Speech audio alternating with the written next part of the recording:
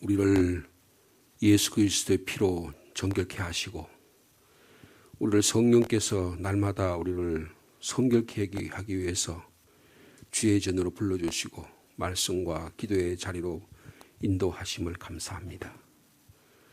오늘도 저의 몸과 인격과 삶과 우리의 전 삶이 주님께 성결케 하기를 원합니다. 주님 안에서 하나님의 말씀을 통하여 그 말씀 통해서 기도하는 가운데 우리 성도 간에 서로 영적인 교류하는 가운데서 우리의 일을 시작하기 전에 주님께 먼저 우리 자신을 의탁하면서 오늘도 하루의 삶을 살아가기를 원합니다.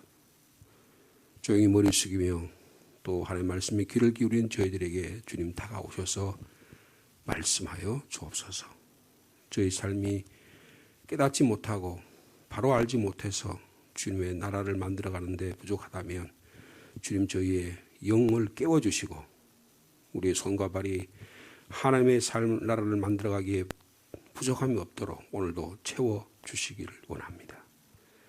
저희 삶 가운데 우리를 당하게 만들고 우리를 초조하게 만들고 우리를 힘들게 만들 일이 많을 때에 주님의 뜻이 무엇일까?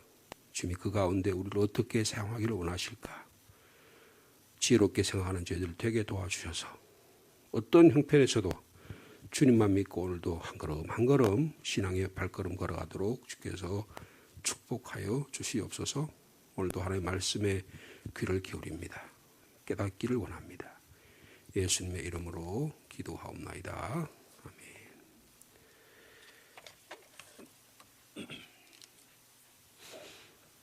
여호수아 5장 10절 말씀부터 15절 마지막 절까지 말씀이 되겠습니다.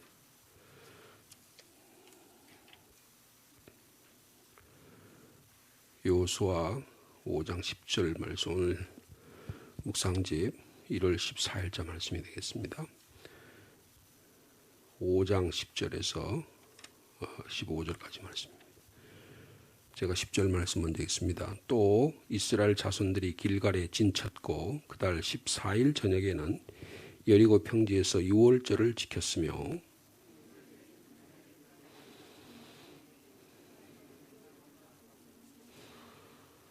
또 그 땅의 소산물을 먹은 다음 날에 만나가 그쳤으니 이스라엘 사람들이 다시는 만나를 얻지 못하였고 그 해에 가나안 땅의 소출을 먹었더라.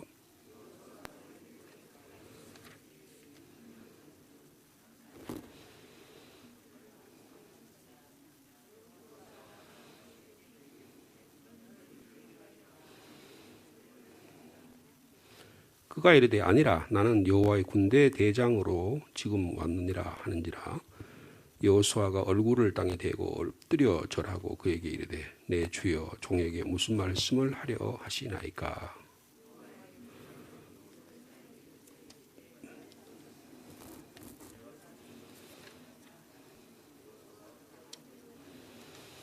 아멘.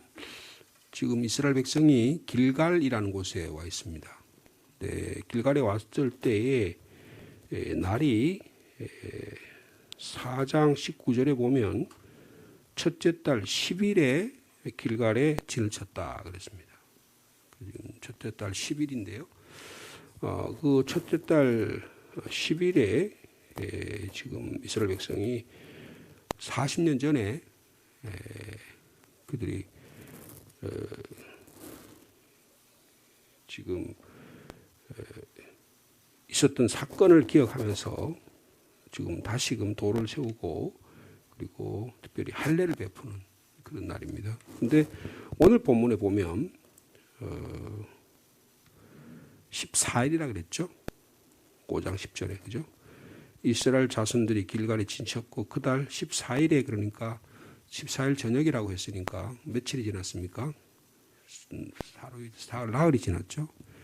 그러니까 할례를 베푸고 나흘 이후에 그런 뜻이 되겠습니다. 할례를 베풀면 남자들이 활동하기 어렵습니다. 한 사나흘 지나고 나서 이스라엘 백성들에게 유월절을 베풀었다. 그런 내용이 오늘 본문의 내용이 되겠습니다. 출애굽 사건은 6월절과 함께 시작을 합니다. 출애굽 12장에 하나님께서 6월절 베풀라 그렇게 얘기했는데, 실질적으로 이 6월절이라는 것은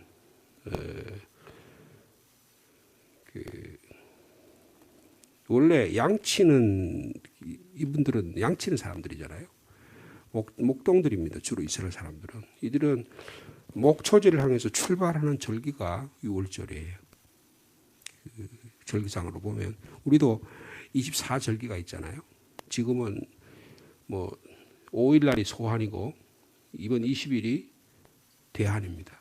그러니까 보름 간격으로 24절기가 되어 있어서 그 농사 절기와 관련된 것이거든요. 생활과 관련된 절기가 24절기입니다. 조금 뭐 변동이 있다고 하더라도 지금 거의 그 절기에 맞춰서 농사를 짓고 생활의 리듬이 그렇게 살아가는 것입니다.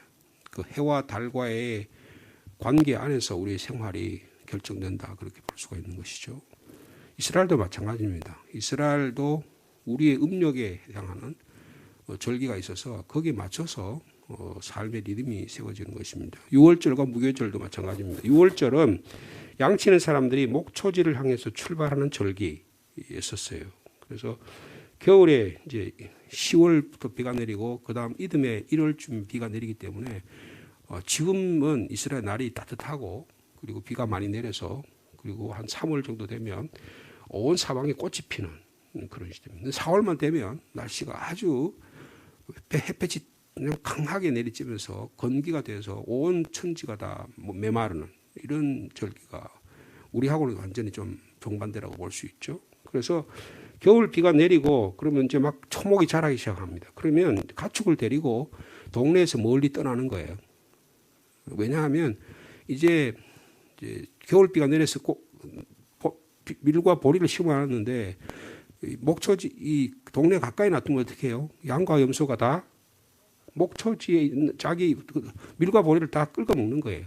그리고 어떻게 해요? 그걸 데리고 멀리 나가서 비가 내린 그 목초지의 그 초목을 먹도록 그렇게 하는 것이 6월절입니다. 그게 6월절이고요. 그러니까 비가 내려서 초목이 자라기 시작할 때에 그것을 양들을 데리고 나가는 시절, 그때에 그 양을 잡아가지고 그리고 하나님의 구원의 것을 경험하는 것이죠.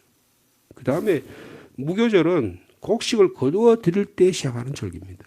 근데 이게 이제 6월절과 무교절이 나중에 초기에는 서로 다른 절기였는데 후기에 가서 도시국가, 그러니까 말하자면 예루살렘이라든지 큰 도시가 형성되면서부터 6월절과 무교절을 함께 하는 절기로 통합하게 됩니다. 그게 이제 성경 역사를 쭉 크게 보면 그걸 알 수가 있어요. 그래서 이 무교절은 뭡니까? 이스트를 넣지 않는 거예요.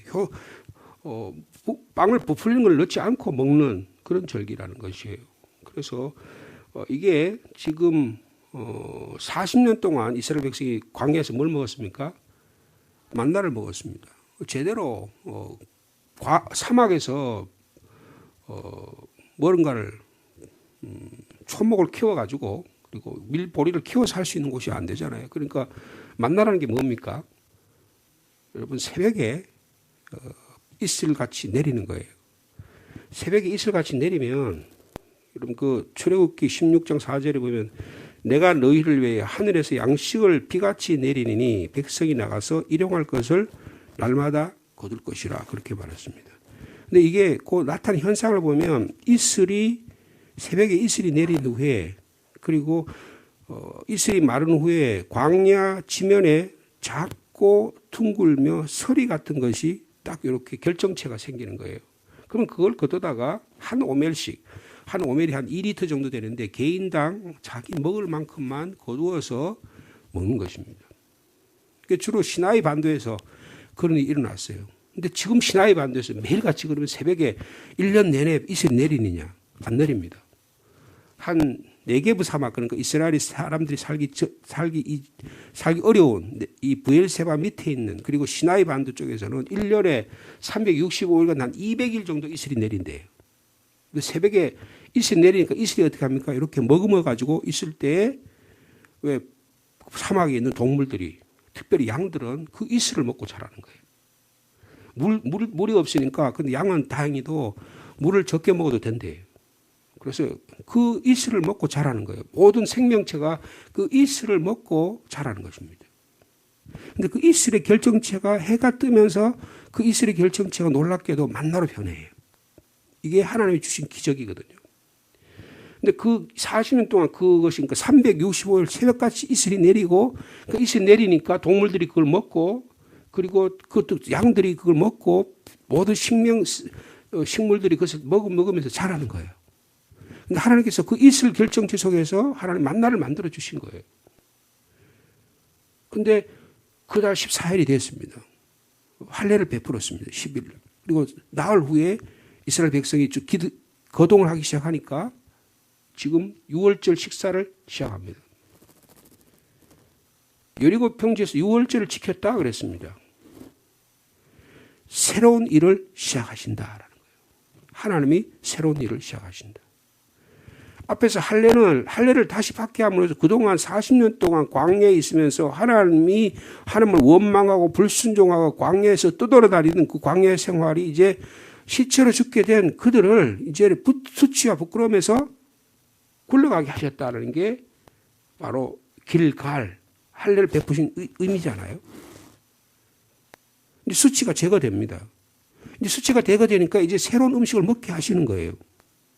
새로운 6월절을 시작하게 하시는 거예요. 자, 이제 새로운 출발이다. 이걸 상징하는 게 6월절이에요. 여러분, 6월절은 예수 그리스도의 십자가와 죽음을 상징하는 것입니다.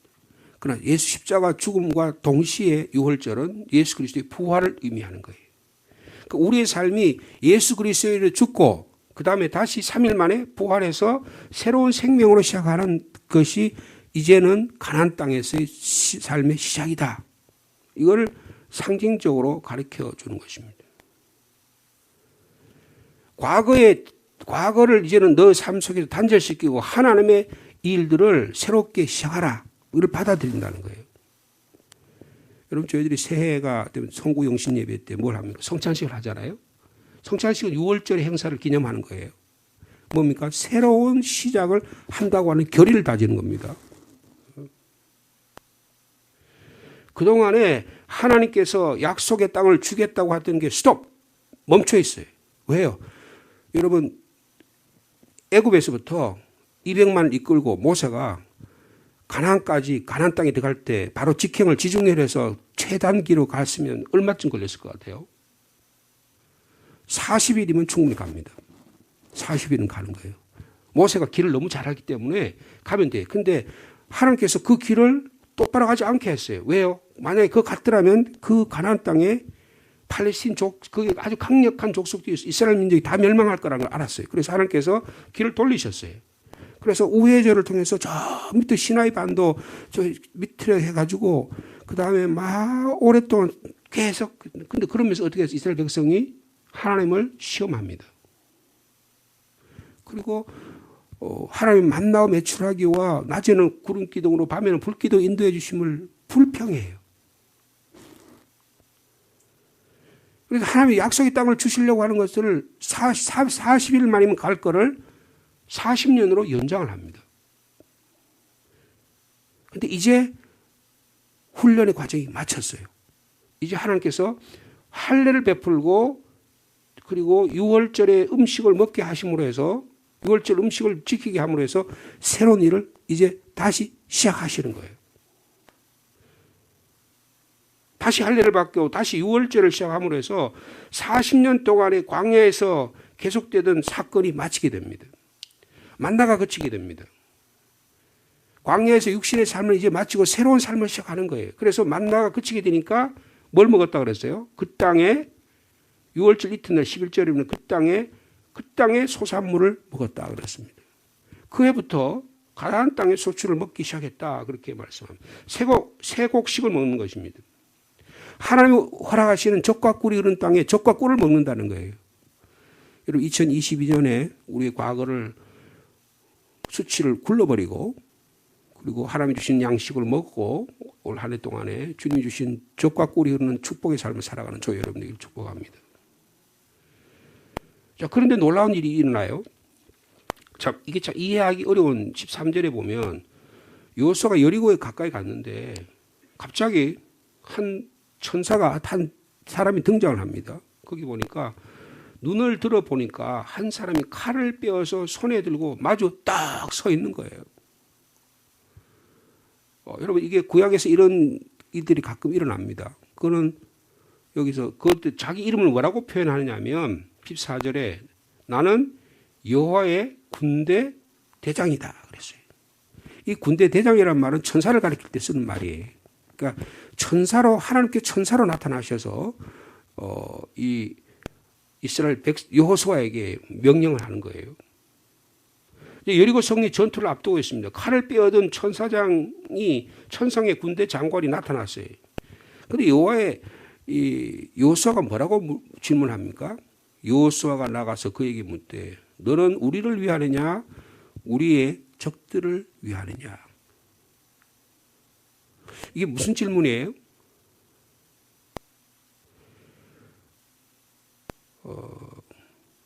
여리고 전투를 앞두고 여호와의 군대 장관이라는 사람이 나타났는데 처음에 이게 누군지 몰랐어요. 그래서 단도직입적으로 묻습니다. 당신 도대체 날 위하러 왔어? 적들을 위해서 칼을 차고 여기 와 있어? 이렇게 물어보는 거예요. 그러니까 하나님께서 아니다. 나는 여호와의 군대 대장으로 지금 왔다. 이렇게 말씀하죠. 이 본문의 말씀은 그렇게 쉽게 잘 이해될 수 있는 말씀은 아닙니다. 근데 이게 이제 그리고 나서 6장 1절부터 여리고 전쟁이 시작되죠. 여리고 전투가 시작됩니다. 그러니까 여리고 전투를 시작하기 전에 하나님께서 여호수아에게 단단히 마음을 먹게 하시는 거예요. 그리고 도대체 이 전쟁이 누구를 위한 건가, 무엇을 위한 건가를 결단하게 하는 거예요. 여러분 하나님께서 여리고와 여리고를 비롯한 모든 땅을 주시는 것은 누가 하신 일이에요? 하나님이 하신 일입니다. 인간의 역사로 주관하는 게 아니에요. 인간의 손으로 하는 게 아닙니다. 우리가 하는 일이 전부 다 우리가 인간이 한다고 생각하잖아요. 여러분 서양의 근대 문명 그리고 오늘날의 모든 것들은 사람의 생각 속에 이게 하나님이 천지를 창조하고 자연을 창조했다고 하자. 그리고 그러나 과학을 만들고 그다음에 문명을 만들고 그다음에 역사를 만드는 인간이 하는 거다. 우리 마음속에 그런 생각이 있어요. 인간이 하는 일에 하나님이 개입하지 말아라 그런 거예요. 역사의 주인공 인간이라고 생각합니다. 여러분 중세 시대는 하나님이 주관자고 했지만 15세기, 16세기부터는요 인간이 자기 중심이라고 생각하는 거예요. 서양의 문명이 그래요. 그래서 서양의 문명이 동양을 다 압도해 버립니다. 그러니까 동양 사람도 그렇게 생각하게 되는 거예요. 역사의 주체가 하나님이 아니고 인간이라고 생각하는 거예요. 그럼 여기서 이 질문이 뭐냐? 당신은 우리를 위하느냐, 우리 적들을 위하느냐? 이건 뭐냐 하면 하나님이냐, 인간이냐, 이 선택하느냐, 선택의 문제라고 생각하는 거예요. 하나님은 자연과 인간을 창조하셨다면 인간은 역사를 만드는 주체가 우리다. 여러분, 이게 우리 오늘날 현대인들의 생각이에요. 그래서요, 하나님을 우리의 삶 속에 들어오는 것을 거부합니다. 가만히 생각해 보세요. 옛날에는 과학이 발전하기 전에는요, 몸이 아프면 주님 앞에 가서 의사들을 아는 게 아니고 주의 제사장들이 가서 손을 얹고 기도하고 있는데 요새는 목사님한테 가서 기도해 주세요라는 보다 주로 어떻게 합니까? 서울의 큰 병원에 가서 좋은 병원에 가서 먼저 진찰해가지고 맡으려고 그러잖아요. 하나님이 개입하는 영역을 점점 줄이는 거예요. 우리 삶 속에 점점 줄여나가는 게 현대 문명이에요. 근데 신앙이라는 뭐냐? 아니라는 거예요. 하나님이 모든 걸 다 다스리고 계시네. 과거에든 현재든 미래든 계속 하나님이 다스리고 계시다는 거예요. 여기서 보세요. 당신은 우리를 위하느냐 우리 적들을 위하느냐 하나님을 갈라 세우는 거예요. 하나님 당신이 우리의 역사에는 주관하지 말고 내가 꼭 필요할 때만 와서 도와주세요. 그런 하나님으로 역사하시 우리의 일상생활을 괜히 간섭하지 말라는 거예요. 그런데 주님 뭐라고 말씀하세요? 너는 우리를 위하느냐 우리의 적들을 위하느냐 이것이냐 저것이냐를 선택하는데 하나님을 갖다 세워놓는 거예요. 그런데 하나님 뭐라 해요? 너희들이 그렇게 생각하는 게 잘못됐다는 거예요. 하나님은 천지를 창조하고 역사를 자연을 주관하는 하나님으로만 그리고 너의 삶 속에 점점 너의 삶의 영역에 간섭하지 않는 하나님으로 나를 내치지 말으라는 거예요. 하나님 모든 것의 주관자가 되신다는 거예요. 그래서 여기 아니라 그런 거예요. 아니라. 여러분 이게 그렇게 우리에게 실감이 잘 안 날지 모르지만 이거 대단히 중요한 질문입니다. 내 삶 속에 하나님이 다 나의 삶을 간섭하시느냐? 여러분 그렇습니까? 안 그렇습니까? 내 돈도, 내 콘토도, 내 가정도, 내 자녀도 하나님이 주관하시고 내 생명도, 내 건강도 다 하나님이 주관하신다. 그렇게 믿어지세요? 아니면 웬만한 거는 내가 다 알아서 하고 꼭 필요할 때 하나님한테 와서 도움을 필요하고 꼭 필요할 때 와서 목사한테 와서 좀 도와달라 그러고 위로해달라 그러고 그러면 되지. 뭘 그렇게 부차하게 목사님 귀찮게 만들고 교회 귀찮게 만들고 뭐 신앙을 그렇게 미신적으로 그리고 주술적으로 생활하냐. 우리 마음속에 그런 게 많은 거예요. 똑똑하고 배우고 돈 많고 이런 사람이 더 그래요. 여러분 하나님으로부터 점점 멀어지고 있는 모습을 말하고 있는 거예요. 근데 하나님 뭐라고? 아니다 하는 거예요. 너의 삶의 생각과 마음과 마음속에 깊이 있는 모든 것까지 내가 주관하고 있다 그 말이에요. 하나님이 말로 역사의 주관자고 주도자이시다. 인간은 이것을 변화시킬 수 있고 통제할 수 있고 간섭할 수 있는 것도 아니다 하는 거예요. 여러분 여리고성을 군사력으로 묻히는 게 아니잖아요. 전적인 하나님에 대한 신뢰로 무찔렀어요. 여러분 올 한 해 동안 우리에게 다가올 일이 많을 것입니다. 그게 여리고성일 수 있고 작은 아이성일 수도 있어요. 근데 여기에 하나님이 개입하셔서 하나님 말씀하신다고 하는 것을 철저하게 믿을 수 있는 저 여러분의 삶이 되기를 원합니다. 당신은 우리를 위하느냐 적들을 위하느냐 아니다. 양자택일의 문제가 아니다. 여호수아야 너의 질문이 틀렸다. 내가 너의 삶의 주관자야 라고 말씀하시는 거예요. 내가 너의 삶의 주관자로 군대 대장으로 여러분 우리의 삶의 대장이 되신 주님께서 우리의 삶을 주관하십니다. 그래서 지금 와 계시는 거예요. 성령으로 역사하시는 거예요. 그러니까 여호수아가 깨닫는 내가 이 여리고성을 내가 이제 할례도 받았고 6월절 식사도 했으니까 내가 이제 단단히 마음을 먹어가지고 저 여리고성을 무찔러야겠다 이런 생각을 하고 있는데 하나님은 그 생각을 바꾸시는 거예요. 지금부터 정말 나를 신뢰하는 시대가 왔다 그렇게 말씀하시는 거예요. 그러니까 여호수아가 얼굴을 땅에 대고 엎드려 절하. 이게 예배해 드렸다는 뜻이에요. 절했다는 게 예배했다는 거예요. 여러분 우리의 모든 삶이 하나님이 기뻐하신 거룩한 살아있는 제물로 드리는 우리의 삶이 되기를 축복합니다. 이게 신약적인 정신과 예배의 정신과 같은 거예요. 그러니까 여러분 여호수아의 질문이 달라지잖아요. 뭐라고 달라집니까? 내 주여 종에게 무슨 말씀을 하려 하시나이까? 질문의 주도권을 자기가 갖고 있었어요. 근데 하나님께서 나타나시니까 내가 너의 삶의 주관자가 말하니까 하나님 말씀하옵소서라고 질문이 바뀌었다는 거예요. 질문이 바뀌었다는 거예요. 한번 따라해 주시겠습니까? 내 주여 종에게 무슨 말씀을 하려 하시나이까? 여러분 오늘 우리의 삶 속에 이 질문이 되기를 바랍니다. 하나님이 말씀하시면 제가 나가겠습니다. 하나님이 스톱하라 하면 스톱하겠습니다. 여러분 그 믿음으로 살아가기를 축복합니다. 하나님과 친밀한 인격적 관계가 이루어졌을 때 가능한 거예요.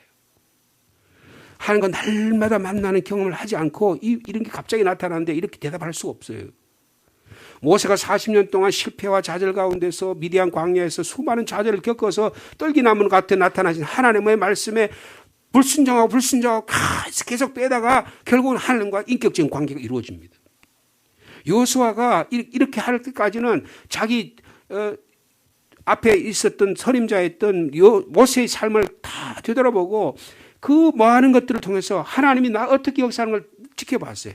이제 여호수아의 시대가 왔어요. 근데 여호수아의 시대를 가는데 내가 한번 모세의 예를 위해서 한번 해볼 만하다 고 생각하는데 그 생각을 접게 만드는 거예요. 내가 이제 목회를 한 10년, 20년 해봤으니까 이제 목회할 만하다. 그거 접으라는 거예요. 하나님이 말씀하셔야 된다는 거예요. 하나님 말씀하실 때 하나님 말 뜻대로 살아가야 된다는 거예요. 여러분 그게 큰 일이든 작은 일이든 사소한 일이든 슬픈 일이든 기쁜 일이든 어떤 일이든 간에 하나님이 우리의 삶의 주관자가 되시고 말씀의 주체가 되신다는 사실을 믿으시기 바랍니다. 자, 우리 15절 말씀 같이 읽습니다. 시작. 여호와의 군대 대장이 여호수아에게 이르되 내 발에서 신을 벗어라. 내가 선 곳은 거룩하니라 하니 여호수아가 그대로 행하니라. 하나님의 손이 전쟁의 결과를 결정한다. 나는 여호와의 군대 장관으로 지금 여기 와 있다. 땅에 엎드려 예배를 드립니다. 무슨 말씀인지 명령하시면 제가 듣겠습니다 하고 말합니다. 그러니까 내가 선 곳은 거룩한 것이니 발에서 신을 벗어라. 누구에게 했던 말씀입니까? 모세에게를 소명을 했을 때 말. 우리는 날마다 소명을 받아야 되는 거예요. 날마다 순간마다 사건 때마다 계기 때마다 하나님의 주신 소명을 받는 저 여러분들의 삶이 되기를 바랍니다. 이것보다 더 아름다운 일이 어디 있어요? 하나님이 말씀해 주셨는데 군대 장군으로 나타나서 이렇게 하라고 말씀해 주셨는데 우리가 순종하기만 되면 되는 거예요. 근데 속이 밴댕이 속만 해가지고 이만 손바닥만 해가지고 말을 안 듣는 거예요. 그래도 나한테 내 자존심이 있지 그래. 내가 그래도 살아온 경륜이 있고 내가 교회 직분도 있고 그랬지. 남의 눈치도 있지 그래. 내가 그걸 비참하게 그렇게 막 굴종하는 모습으로 그렇게 해? 못하겠다는 거예요. 하나님 그걸 꺾으시길 원하시는 거예요.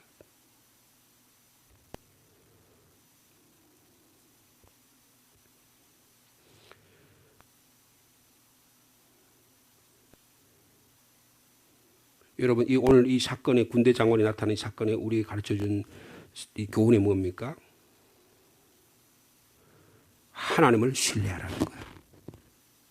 하나님이 이 땅을 거룩한 땅으로 구분했으니 그것을 믿으라는 거예요. 내가 들어가서 하나님께서 역사 속에서 이스라엘 민족이 순종의 삶을 살아라는 거예요. 믿음을 지키라.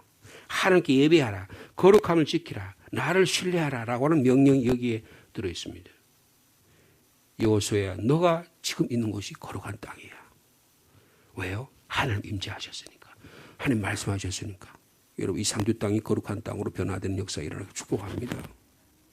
하나님이 이스라엘 위해서 그 땅을 거룩한 땅, 젖과 꿀이 있는 땅을 주시리라는 것을 신뢰하라는 거예요. 그러므로 내가 하나님 앞에 신뢰한다는 이 표시로 신발을 벗는 거예요. 여러분, 여호수아는 대단한 믿음의 사람입니다. 즉각 순종합니다. 그렇죠?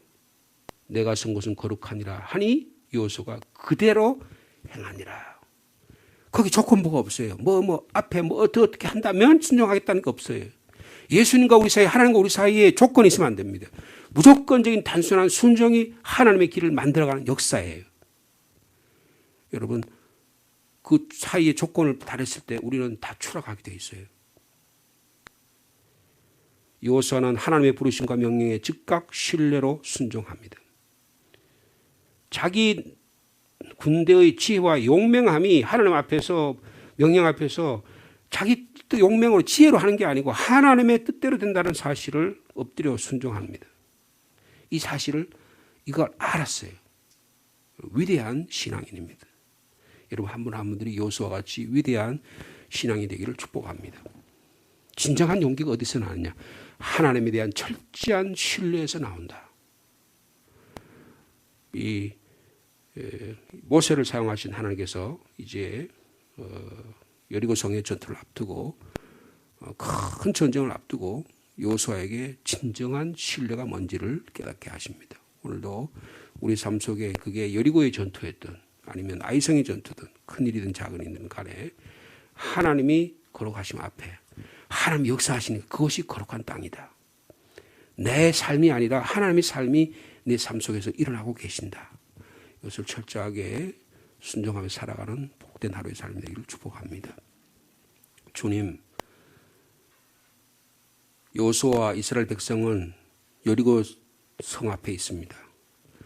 큰 넘어야 될 전쟁의 삶입니다. 하나님은 그들에게 수치를 굴러가게 하십니다.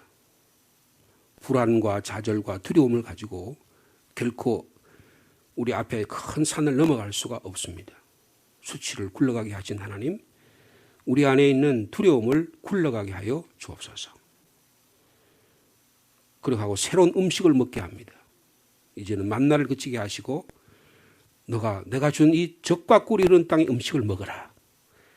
하나님이 그 일을 행하게 하십니다. 새 유월절을 행합니다. 예수 그리스도의 십자가의 은혜로 우리가 옛 자아가 죽고 새로 부활하심으로 우리 영원한 생명을 얻은 것처럼 우리의 삶 속에 오늘도 하나님이 원하신 그 길을 걸어가기를 원합니다. 우리의 매일매일의 삶이 어떻게 보면 전쟁이지만 하나님이 함께하는 거룩한 전쟁임을 깨닫게 하여 주옵소서. 여호수아야, 내가 발에서 신을 벗어라. 내가 너와 함께 있으니 내가 선 곳이 거룩한 곳이야. 내가 거룩하니 너도 거룩하라고 말씀합니다. 우리의 삶 속에서 하나님의 거룩함을 드러낸 올 하루의 삶이 될 수 있도록, 예배가 제자가 될 수 있도록, 하나님의 기뻐하신 거룩한 살아있는 산 제물이 될 수 있도록 축복하여 주시옵소서. 우리는 늘 내가 먼저 삶을 결정하고 내가 판단하고 내가 일을 하려고 합니다. 그러나 그게 큰 일이든 적은 일이든 하나님이 결정하시도록 하나님께 우선권을 드리는 믿음의 사람이 되게 하여 주옵소서. 이거 내가 잘못 판단하면 큰일 나는데 그 판단을 자기에게 하다 보니 많은 실수와 우여곡절을 거치고 당황하게 되고 힘들어하는 삶을 우리가 많이 경험합니다. 그것이 목회의 일이든 우리 개인의 가정의 일이든 우리의 큰 결단의 일이든 간에 하나님이 결정케 하여 주시옵소서. 그래서 나는 너의 삶의 주관자야. 내가 군대 대장이야. 주님 말씀하옵소서. 주님, 우리가 말씀을 듣는 훈련이 되기를 원합니다. 사무엘아 사무엘아, 제가 여기 있나이다 말씀하옵소서. 이사야에게 예레미야에게 나타나셨을 때 주의 종들은 주여 제가 여기 있습니다. 즉각적인 순종을 통해서 하나님의 일들을 감당해 나갔습니다. 저희도 그런 말씀의 훈련을 통하여, 기도의 훈련을 통해서 하나님의 음성이 들리게 하여 주옵소서. 하나님의 음성이 들리지 않는데 어떻게 응답하고 어떻게 우리의 삶을 하나님의 나라를 위해 살아가겠습니까? 먼저 우리의 몸을 거룩하게 성결하게 우리의 것들의 욕망으로 채워진 것들을 다 벗어내고 떨어내므로 하나님의 역사하시고 하나님 말씀하신 음성이 들리는 복된 매일매일의 삶이 될 수 있도록 축복하여 주시옵소서. 그렇다고 우리가 날마다 교회 나와 사는 게 아니라 하나님과 긴밀한 친밀한 교제를 나누면 우리의 일상적인 삶 속에서 역사하신 하나님을 만나게 될 줄로 믿습니다. 식사를 준비하다가 시장을 가다가 사람을 만나다가 길을 가다가도 하나님 역사하실 때가 있는 줄 믿습니다. 사람과의 관계에서 하나님께서 인도해 주실 줄로 믿습니다. 하나님 어떻게 나 가운데 역사하고 계신가를 늘 생각하며 기도하는 마음으로 살아가는 복된 하루의 삶이 될 수 있도록 주께서 인도하여 주시옵소서. 추운 겨울에 한가운데를 지납니다. 우리 성도님들의 건강을 지켜주시기를 원합니다. 우리 사랑하는 자녀들, 이곳저곳으로 흩어져 있는데 군문에 있는 자녀들, 또 직장과 일터와 생업으로 생존 경쟁에 나가 있는 자녀들, 한 사람 한 사람 지켜 보호하여 주옵소서. 코로나19의 팬데믹의 재앙 가운데도 생명과 안전을 지켜주시기를 원합니다. 주님 특별히 간절히 기도합니다. 이 상주 땅을 지켜 보호하여 주옵소서. 하나님, 우리가 기도하는 가운데 이 상주 땅을 보호하기를 원합니다. 영적으로 주님 지켜 보호하여 주옵소서. 우리 시민교회 성도들이 그런 영적인 담대함을 가지고 용기와 지혜를 가지고 하나님의 나라 이 상주 땅을 만들어가는데 귀하게 사용하여 주옵소서. 이를 방해하는 악한 원수마귀들은 물러갈지어다 선포하게 도와주시고 예수 그리스도의 십자가 부활의 능력으로 성령의 능력으로 능히 살아가는 복된 하루의 삶이 될 수 있도록 주께서 인도하여 주옵소서. 우리 성도들 가운데 수술하신 분들 계십니다. 주님 치료의 광선을 보내주시고 깨끗한 몸과 마음과 눈으로 하나님의 나라 바라보고 천국과 더 가까이 가는 귀한 주의 종들 다 될 수 있도록 인도하여 주시옵소서. 개인적인 기도의 제목을 가지고 주님께 조용히 고개 숙입니다. 하나님의 뜻이 무엇인지를 잘 깨닫고 그 길을 오늘도 한 걸음 한 걸음 주님 나라 위에 걸어가도록 축복하여 주옵소서. 예수님의 이름으로 기도하옵나이다. 아멘.